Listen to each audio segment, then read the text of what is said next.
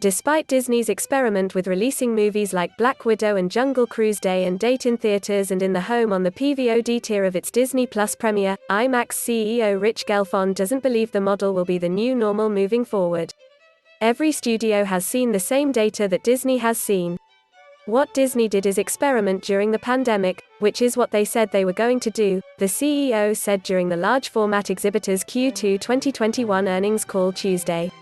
I remember Disney CEO Bob Chapek saying at one of their investor days that when times are normal, he thinks theatrical is important, exclusivity is important, Gelfond said, and I think when he looks at his data and the pandemic is in the rearview mirror that he'll come to the same conclusion that everyone else does. The way to maximize value is to have a theatrical window.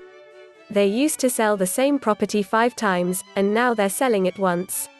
They might be bringing some revenue forward, but there's no proof points that it's a better model. He added that, a lot of same people, they will come to the same conclusion. Addressing the fallout from Black Widow, which reportedly made a combined theatrical global box office and PVOD opening of $218 million, but only $316, $3M worldwide to date in pure box office, Gelfond said, "There's really no question in my mind that the combination of PVOD and a lot of piracy, people haven't really talked about it that much. Clearly there's a lot of piracy that accounted for the cannibalization, and it significantly affected the box office at the end of the day. It's hard to quantify it, but some statistics I find interesting is that F9, which is the more traditional distribution model, will gross about $700 million worldwide at the end of its run, and Black Widow will gross half of that," the IMAX boss said. Black Widow was a great movie, so when I think about it, there was no doubt a lot of money was left on the table.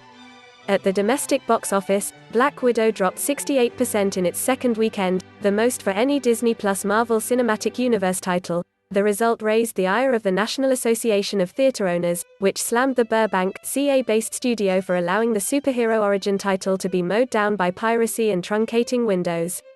Gelfond was upbeat about the future of moviegoing, forecasting that we'll soon see the return of the global theatrical window tentpole in upcoming movies like Venom, There Be Carnage, No Time to Die, Top Gun, Maverick, and even Disney Marvel's Shang-Chi and the Legend of Ten Rings. Every studio has a 45-day window next year, Gelfond said, but noted that lower-cost releases will be put on streaming. Meanwhile, IMAX will continue to benefit from big studio tentpoles.